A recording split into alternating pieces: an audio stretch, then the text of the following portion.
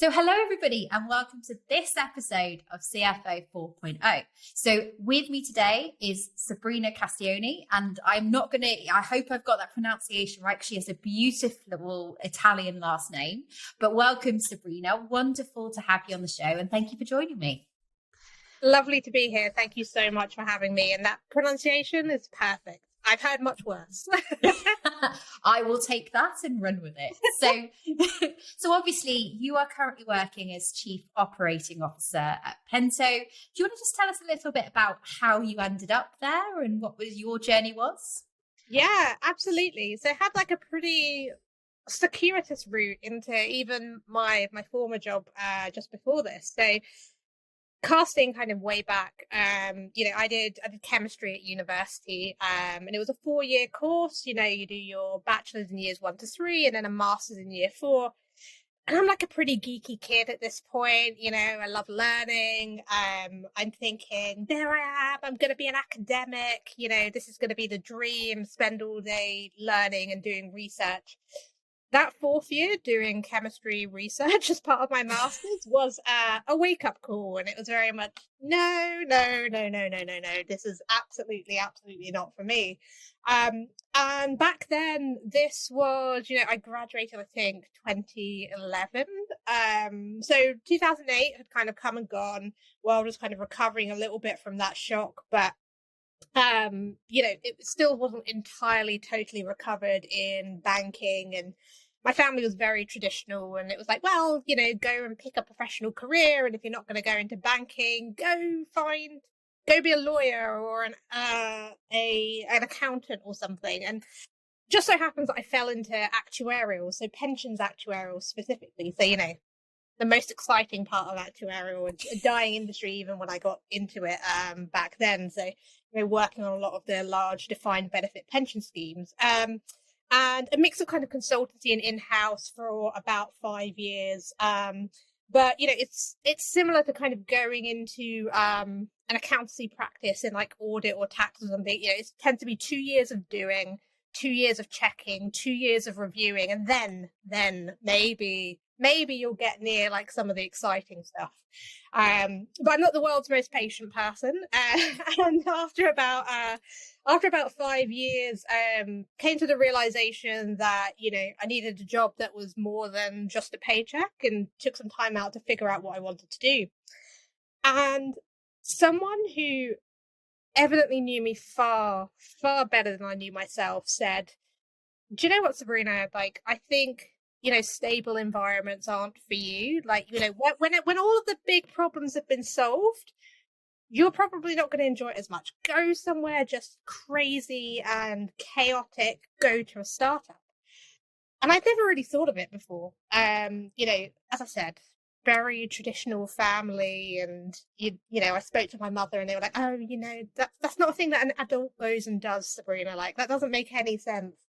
But happened to wisely take this person's advice and speak to a couple of companies, and came across, at the time, absolutely tiny company, now Tassie, but back then called Check Recipient. And at the time, there were 6 people, 3 founders and 3 employees. There were the 2 technical co-founders and a data scientist, and they wanted to do all of the building the product. And then there was the commercial co-founder, the CEO, and he had 2 salespeople.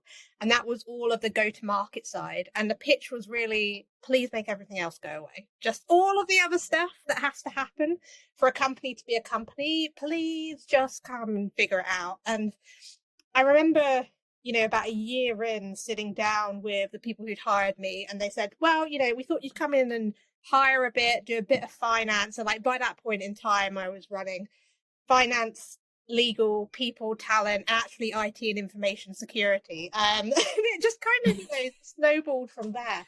And so Tessin is now, north of 300 people, and that was kind of 5.5 years later after joining, went through the seed, the Series A, B, and C funding rounds. Just incredible kind of global growth, and just a lot of challenges, a lot of mistakes. It definitely wasn't plain sailing the whole time, because we were figuring it out from scratch.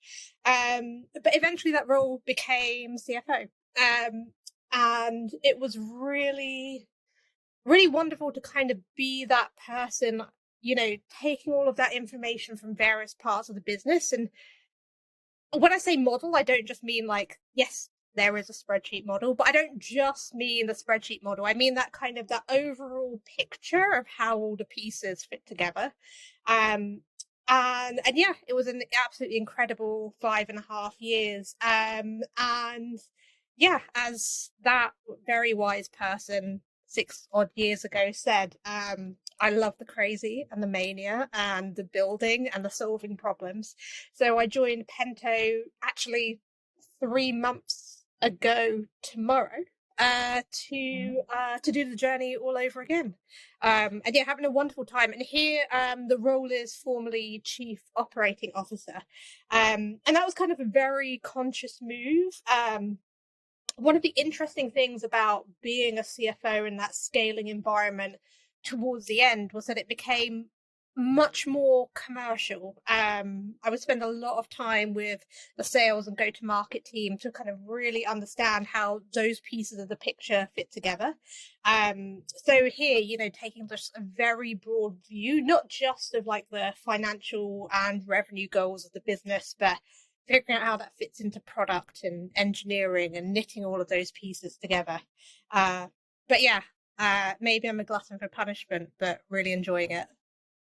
Oh, absolutely. And I echo the reason I got into consulting, if I'm being very honest, is I like variety and the thought of doing the same thing day in, day out with the same company. So I think we might be peas in a pod here. So you're preaching to the converted. Kindred Absolutely. Spirit. Yes. We like the excitement and the challenge, If it's not hard work, then it's not fun. So yeah. Oh, absolutely. So tell us a little bit about that shift, because obviously you went through from, a startup through to, Series A and Series B by the sounds and of Series it. Funding. C, actually. Wow, all the way through.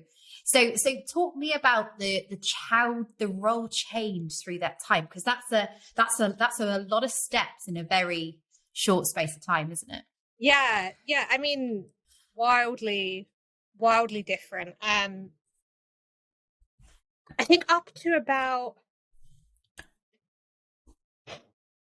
100 people, everyone that I was mainly working with in, at the time we called it ops, because it was like a lovely vague banner under which all unowned things could go.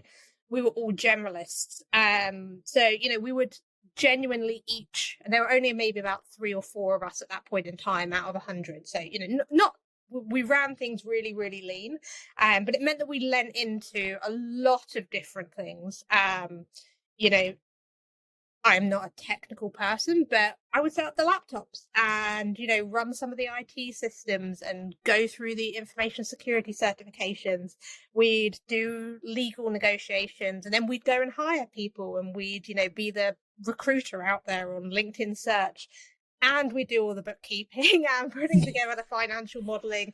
And so it was just incredibly broad in those early days. And whilst that sounds like an unbelievable amount of work, just the scale is just so much smaller. If you think about a 20-person company, I sometimes joke that, you could run a 20-person company on snail mail and landline telephones. Like, you could keep 20 people aligned, like in a fairly straightforward way. And it just is a case of just share all of the information, all of the detail. Everyone just knows everything. So whilst it was a lot of different hats, it was like a relatively I would say that time was simpler in many ways, just because everyone almost has this almost perfect knowledge of everything. The company is very flat. I think, between that kind of, and we were late to it, we ran things extremely lean, but somewhere between like the 60 to 100 person mark, the network effects of just sharing all information on all things all the time just becomes massively impractical. And that's really when the role kind of evolved in 2 different ways. It evolved in the one different way of suddenly it didn't make, we had, enough things that were specialized enough to have people focused on those disciplines. And so the roles at that point went from everyone having these vague operations title to someone is legal, someone is people, someone is finance. And like around that time, that changed. And then the role, certainly from my position and building out that team, really shifted to being the person knitting together people who now did not have perfect context. And it's a really interesting transition to take a business through, around that 50-person mark, where the way you communicate just has to change dramatically. You can be very direct with decision making in tiny companies because you probably have the context and input from everyone around you, even if you haven't gone and sought it, just because you're in such constant communication regardless. At that point in time, things start to become much more siloed. And the way that information has to distribute to stop actually, and this was the trap that some of the early leaders got into, to stop those early leaders becoming bottlenecks for making all those decisions, becomes about pushing that context down into specialized groups.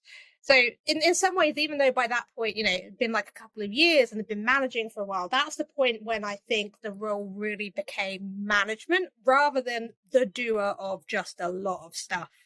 And so that was really, really interesting. And then from like a financial perspective, taking it through the journey and, this year's been wild in like startup land and, everything going on in the markets and the VC environment and who knows how it's going to pan out. Looking back, like that was a time of plenty. And it was really simple. The message was grow. Whatever you have to do to grow fast, whatever you have to spend to grow fast, just do it. Just grow. And like many finance people with, accounting or actuarial backgrounds, I'm not the most like risk on person, naturally quite conservative. So that was, another real learning point to learn how to take the right kinds of risks and to feel comfortable with that. But it was really a case of, understanding how each part of the business fed into those growth drivers and where the levers were to turn them on. Making a shift formally to COO, it's much more of a partnership with the CEO, and kind of the way we kind of structure it is there's, as a business becomes more complex, there's like the external facing things, with investors and the markets and PR and things like that. And the CEO very much has to be the external face of the business. And it is also the visionary, the person who comes up with the direction of travel, the way that the product should evolve.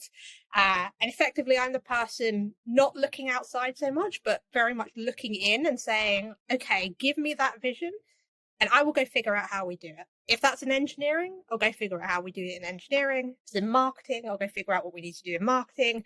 If it's in finance, we'll go figure out what we need to do in finance. But it's much more of kind of a partnership with the CEO to find ways to make those operational outcomes come to life. Yeah, no, and the CFO and COO role, especially in startups, can often overlap, can't they, in terms of what you're doing? So I can totally see that there's a bit of sharing going on there as you guys grow. But how do you have a CFO in place at the moment? So is that completely off of your to-do list, or are you still looking after those aspects of finance at the moment? I think even if I was in marketing, I would find it hard not to meddle in finance somewhere or another. No, we do have a wonderful head of finance here at Pento, and very much owns like a lot of the financial piece. Where we overlap a lot, and for what it's worth, I've never been, even in my formerly CFO days, never been on that kind of I think there's generally two paths in startup finance. One that is very on the controller side, the BAU, the reporting, tax, accounting, getting all of that statutory and ordering and recording things stuff right. And then there's very much the FP&A and the forecasting and planning and driving metrics. And I've very much always been on like that FP&A side of things. So where the head of finance and I really overlap a lot is when it comes to the financial model. And, they will own the finance element and like the costs and the budgets and things like that. And I will own like the outcomes that we're trying to drive. Like, here are like the parameters that I want the business to drive towards, some of which are financial, some of which are not. Here's the kind of ratio and way that we go through headcount planning and capacity planning and think this through, and here's how it ties back to sales or cost of sales or whatever part of the business that we're looking at. So I'm definitely further away from the finance side than as a CFO, where I was, directly, even though it's not my area of expertise, certainly much more involved on that accountancy and cash collection and invoicing and things side of things, because that was a really important element of that role as well. Absolutely. And I think it's really interesting that even in a startup, when we say that the role is quite broad, there's some clear specialities, isn't there, even in that CFO role. And what I was reading an article about this only last night, and I think it's a HBR article. There are a lot of different kinds of COO, whereas CFO obviously always has finance, often has legal as well. Not uncommon for it to have like the people or HR side of the org as well. Sometimes has a few other things. The COO role is much more varied and much less consistent company to company. And you'll see some companies in which a COO is, what I would call is like, not just obviously owning the operations for the business, but also the departmental owner of all operations, G&A functions. But in many businesses as well, the COO will also sometimes run the entire go-to-market organization or the product organization. So in many ways, like, it's quite nice. It's quite good in a startup because it leaves that door open to being that broader Swiss Army knife. And come back to what you said about variety. It's a way to keep the door open for even more variety than even the CFO role in a startup has. Oh, awesome. And do you know what? There was a really interesting comment you made about the VC environment being a land of plenty and grow at all costs previously. How would you describe it at the moment? Because we are going through a really interesting time, both in terms of funding and the economic climate. How would you describe it at this point in time? Yeah, I have a wonderful mentor who sometimes says to me, Sabrina, VCs are the most conservative people that you'll ever meet. And, there's a lot of FOMO. There's a lot of information sharing. And what that means is that the sentiment gets shared as well. I think there is a lot of negativity in the VC landscape right now. And in times where there is negativity in like a conservative environment, what everyone does is retreat. Let's wait and see. The absolute creme de la creme of the companies that are spending nothing and growing incredibly well will always be able to raise. But the bar for fundraising has just gone way up.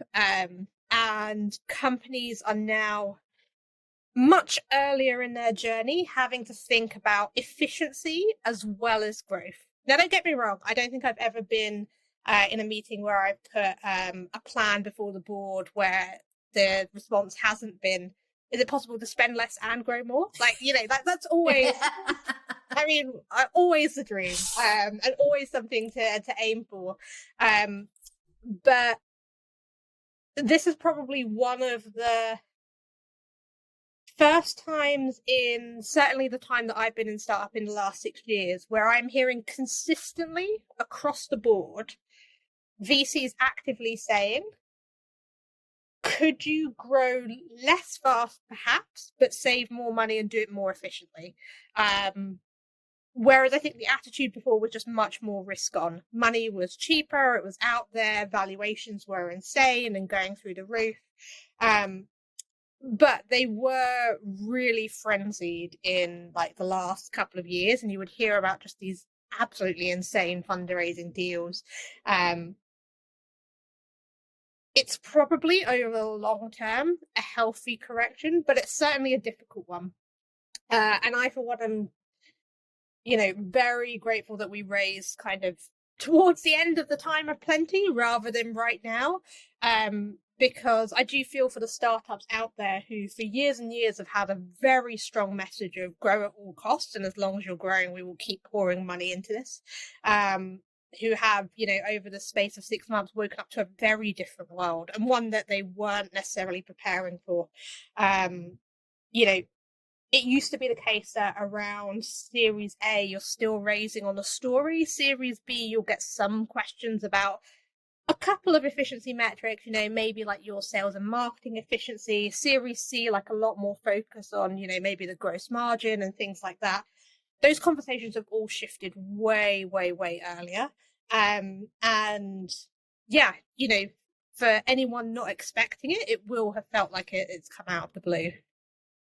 That's a really interesting observation, because I must admit, like a lot of the conversations I've had, both on and off the podcast, have been about how it is changing, how the landscape, and if you're profit making, like anything, there's always room, especially if you've got growth potential. But if you're not and you're still at those early stages, it's a lot tougher environment, and the runway that you need as well to be able to get the funding is extended quite a bit. Whereas you could get away with 18 months maybe, but that's not always the case these days. Yeah, it's it's tough for companies that in the old world were just planning for things to be business as usual and to be raising certainly in the first or second quarter of this year, just because it will have felt like a really, really abrupt change. And a lot of startups typically skew young. A lot of the people that I work with today, or that I worked with at Tassie, won't have in their working lives gone through something like this. They were maybe starting their career around the time of the 2008 financial crisis. Very few were working around the time of the 2000 .com crash. And interest rates have been so low for such a long time. The concept that money costs something, it is really new, to a lot of people in this world, and it's an adjustment. And I think we're seeing a more extreme part of it right now because there's still so much variability. No one's really sure where it's going to get to. I think in a year's time, once we've had time to adjust to the new world and the situation is clearer, that sense of panic of, oh my God, we don't know anything that's going on. We have no idea where it could go. The spectrum of possible scenarios is so broad, will come down. And even if that's in a much worse place in a global financial situation than it is today, there'll be much more certainty and understanding and normalization of it at that point. But it's come on so fast, and for many people so unexpected. We are still in that panic point of time, and I think it's reflected in a lot of the ways that fundraisers that are happening right now, and a lot of those investments are being treated. And the world will adjust, and there will be a new normal. But we're just going through a point of time where we don't know where that new normal is going to bottom out at. And that means that everyone's even more conservative than they probably will be once we get to that point. So, yeah, it's going to be a really interesting year.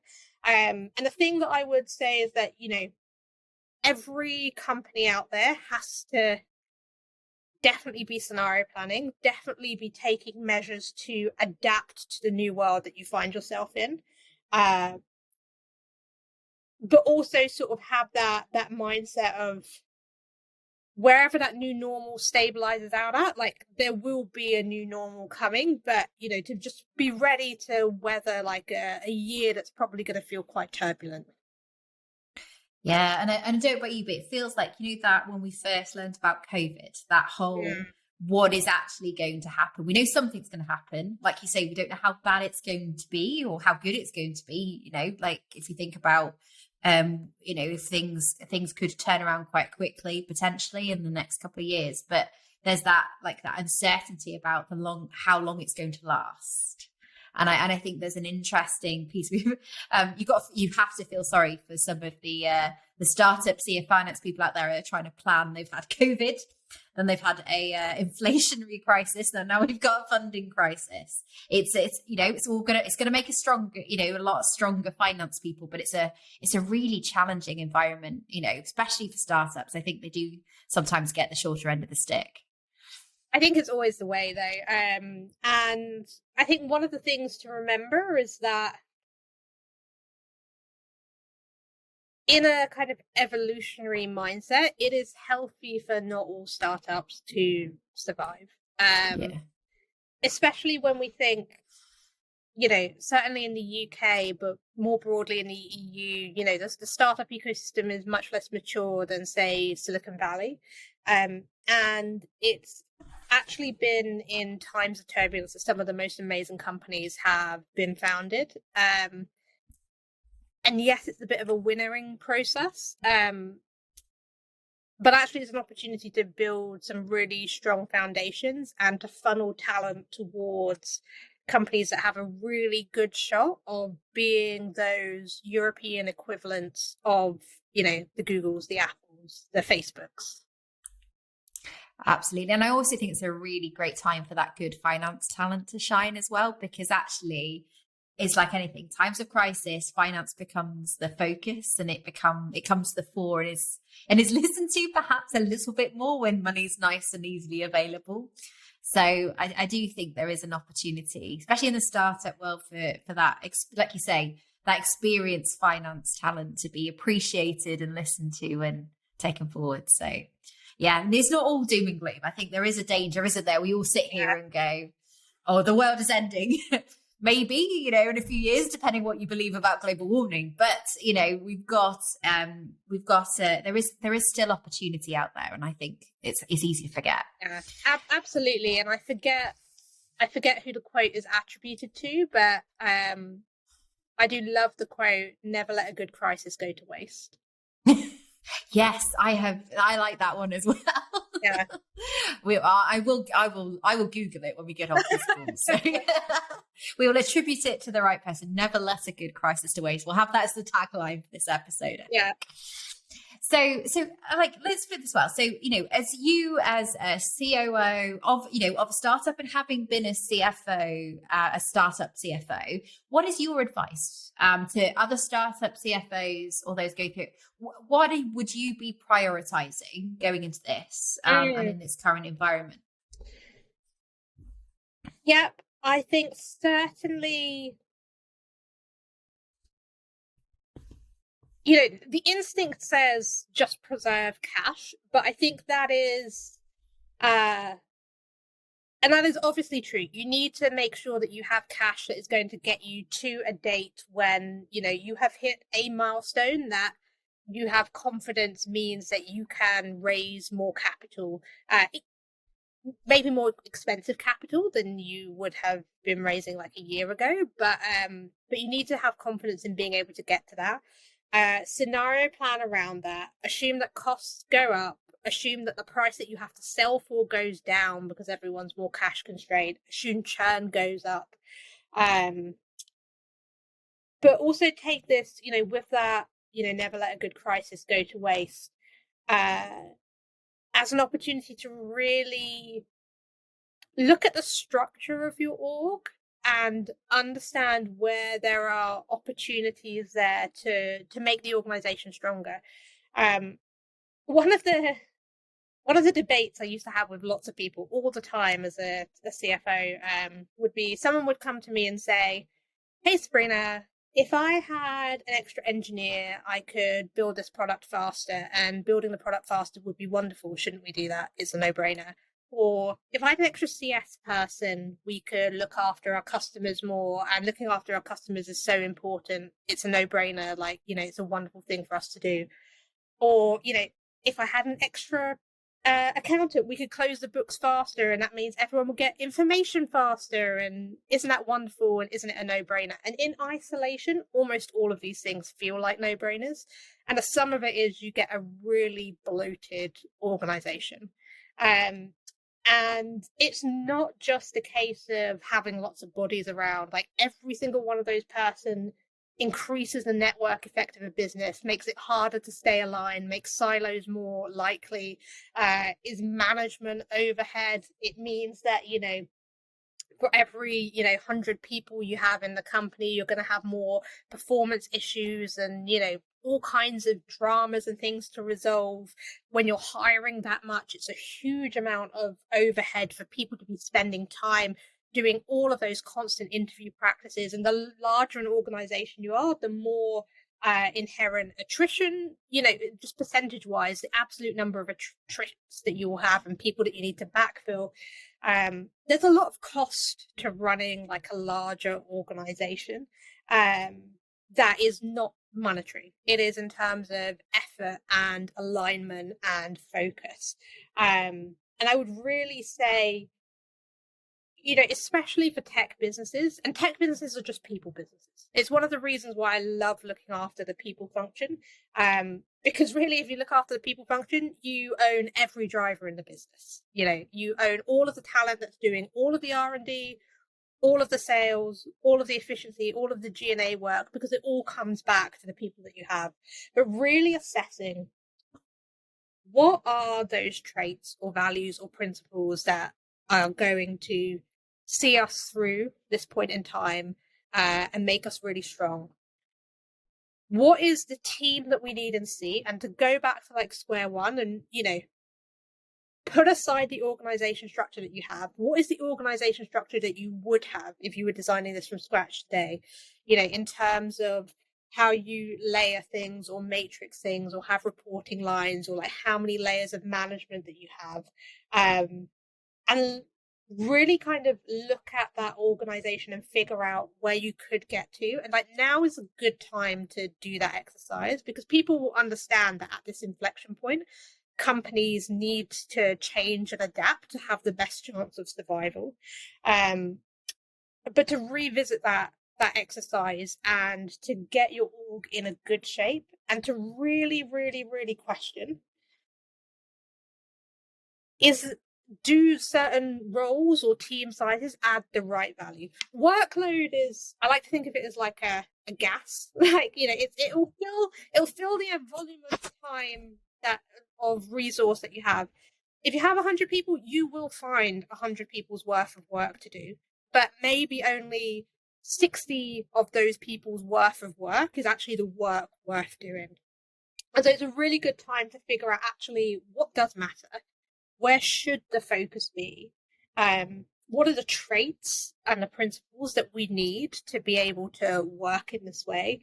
And what is the organization that we need? And while, the talent market will cool off a little bit and, slightly less crazy and insane than it has been like over the last sort of 18 months, while there's maybe less net new hiring to do because you're conserving some cash and you've got the time to go through some of these change management processes. And this doesn't necessarily mean reductions in force. It can mean making a conscious decision of, okay, when these teams start to naturally attrit down, here's how we'll regrow them, or here's where we would backfill this role to change the structure. Here's maybe where we'd unwind some layers of management to make things more flat. Now is a great time. Whenever you have like lots of change, better to get all of the change out of the way in one go. So like if there's environmental change and you're doing organizational change, just get all of your change out of the way. Do it all now. Like obviously take the time to manage it really well. But certainly in tech businesses, I don't think you can ever go wrong by looking to your people and making sure you have the right people in the right seats at the right time to kind of steer you through what you need to do. No, I think that's really good. And I like your comment about there's all, it doesn't, if you've got people, they will find work, and let's be honest, if they're good people, they will probably do lots of value adding work. But like you say, there is of that, there's always a job for somebody to do and you can always find something, but should they actually be doing it? That's I've got the I'm trying to think if there is there's a quote that goes with that. I'm trying to remember what it is. Another saying, we've got a few of those in today's podcast. But I think it's not that those roles wouldn't add value, but is it the value that is really important? And I think it just comes down to focus. There are so many things that any company could do. But if you do have to be more lean and focus on doing a couple of things really well, where is all the stuff that, maybe makes you feel really good? Like, having really knit up, buttoned up reporting or whatever it happens to be. That's certainly for someone who's very kind of processy and opsy, just makes me feel lovely when I have a nice dashboard and it's all automated and all the rest. But actually, is that the most important thing for someone to spend their time on? And what would be the business impact if that activity didn't happen? Or what would be the positive business impact if that time was redistributed elsewhere? Startups haven't had to... I think the best startups always have had a sense of, a need to focus and not to take on too much at any one point in time. But I think all startups really need to evaluate where is their focus right now. Yeah, and I think that's a really good shout. And like you said, there are things that each individual company needs to have for whatever stage they are. And there is and that whole thing about bootstrapping, and actually you need to think like a bootstrapper. Up until a certain point, there are times when you need to invest and do that. But yeah, really thinking about where that value, where that investment should be. I think this is going to be the year of hard choices. Yeah. And I think that is the challenge. Yeah. Hard choices, but right choices. Yeah. It's none of these things are ever easy. But as I said, it's been a land of plenty for a while, and now startup leadership's going to start really earning their dollars. Yeah. Well, absolutely. And I think there is a piece, isn't there? Right. We want a really strong economy of startups that can become scale ups, that can become the next Meta, the next Google, the next, the next big thing. And in order to do that, you do need to have some challenge. And I think it's always been about, our productivity levels in the UK aren't as strong as they should be. And that's something that is a really interesting piece. So yeah, no. So loads of great tips. I think this is like a startup CFO's dream. They're sitting here going, right, okay, right, tick.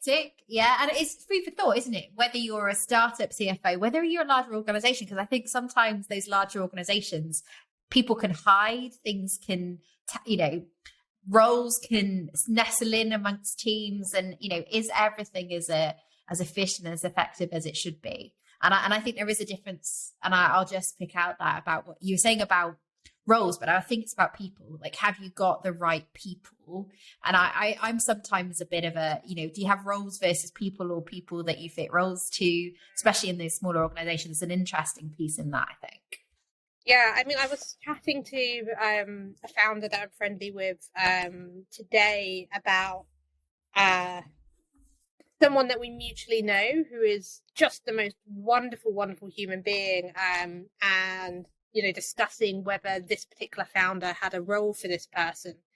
And I think there was a thought once upon a time of just get good people in the door and just, put the elbows out and get them in.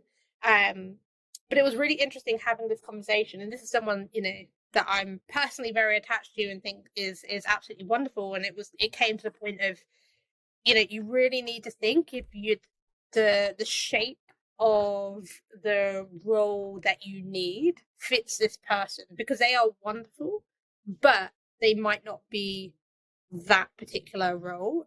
It's a very different conversation to, 18 months ago, where we would just be like, wow, someone's awesome's on the market. Just get them in. Yeah. And we'll find things for them to do. I think sort of when you're a tiny company, and I mean, sub 20 people, you can do that, because apart from some very specialized things, such as, say, engineering, where a very particular skill set is needed, you just need kind of really smart, capable people. And as long as they're able to figure things out, you can run it like that. Sorry about the dog in the background.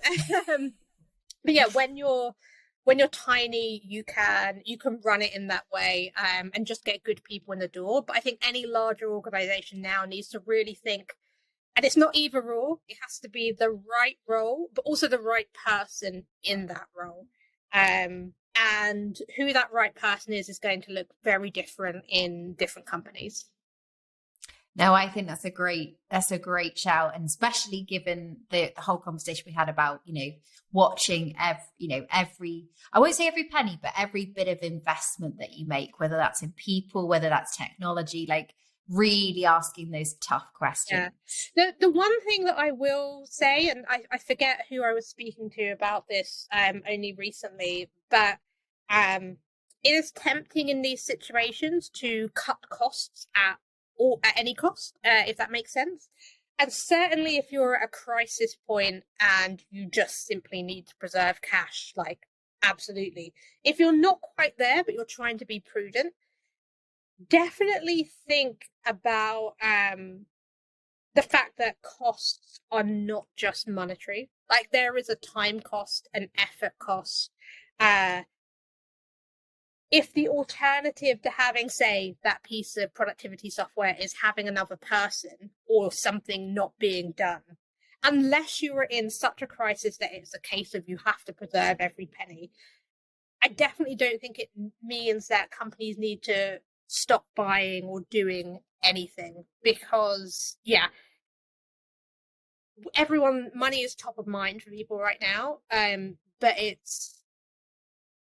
it's very easy to jump to the false assumption that by cutting costs, you are definitely moving in a more efficient direction. And I think that's really important. It's about efficiency, unless, of course, you've got like 3 months of runway and you desperately need to save every penny, and in which case, shed literally everything that you can.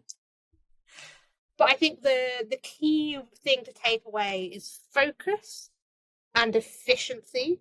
And sometimes efficiency means you do need to spend a few extra dollars to achieve that.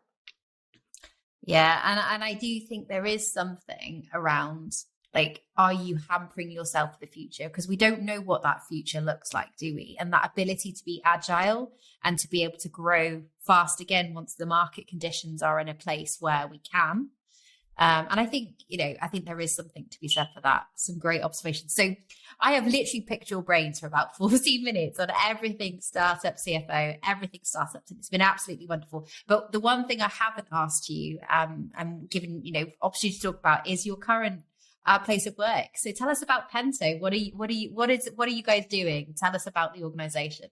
Yeah, so Pento is making payroll painless. And funnily enough, the way I came across Pento was at my last company, about 300 people, say about 150 of those were in the UK, probably across the whole company. If you added up all of the people team's time, the finance team's time, collecting information, checking information, sending it to the outsourcer, getting it back, correcting the endless mistakes or lack of context there, answering questions from employees about, why is my pay changed from month to month? Oh, your tax code XYZ. Probably about 4 days worth of people's time. And even as CFO, 3 hours of my time every month was spent just checking the payroll stuff. And I liken it to that old adage about, if you drop a frog in boiling water, it will jump out. But if you put it in cold water and you slowly boil it around it, it will sit there and you'll boil the frog. That's what payroll process is, going from a tiny company when, you're 10 people. It's really easy to do 10 manual payments. There's hardly any changes month to month. It's fine working with the outsourcer. It gradually boils around you to this point where you have this Frankenstein process where for 300 people, which is not a massive company, it is taking 4 days worth of people's time just to get your people paid every single month. And yeah, Pentos exists to solve that problem. So we're currently only live in the UK market, but we integrate with all of the actual sources of truth of people's data. So your HR system, your accounting system, and we pull and push the information there automatically with no cutoff dates. And yeah, take payroll from the work of days to the work of minutes. And that's what we're doing. And yeah, it's a great problem to be solving. Not least because, if a company exists, they're going to have people, and those people are going to need to get paid. Absolutely. I think you've got a job in sales as well as CAO, to be very fair. That is one of the other many, many hats. Yeah, got a big wardrobe of different hats to absolutely. Brilliant. Well, thank you so much, Sabrina. It's been absolutely wonderful talking to you and learning about obviously your journey, your top tips for those going through this weird and wonderful world of startups and funding rounds at this point in time. And if people want to learn more about Pento, about yourself, what's the best way to sort of reach out and do that? Yeah. So if you're looking to find out about Pento, it's Pento, Pento.io is the website. And if you're looking for me, type in Sabrina COO startups into LinkedIn. I won't make you try and spell my surname, but I'm sure I'll pop up. Add me on LinkedIn. Always happy to loop around with people and to give back to the community and help where I can. Yeah, and for those listening, if you're interested, I'll pop the links in to the show notes along, as usual, with a quick summary, the cliff notes of this conversation. So thank you so much, Sabrina. It's been absolutely wonderful talking to you. And guys, a usual piece. If you've got any questions, anything you think I should have asked and I've forgotten, let me know. And you never know, I might even send them on to Sabrina and she'll give us the answers. So I really appreciate your time today, Sabrina. Let us know if you like this episode. Don't forget to like, share, leave us a review. Always makes my day when I see a review. So take care, guys, and I'll speak to you soon.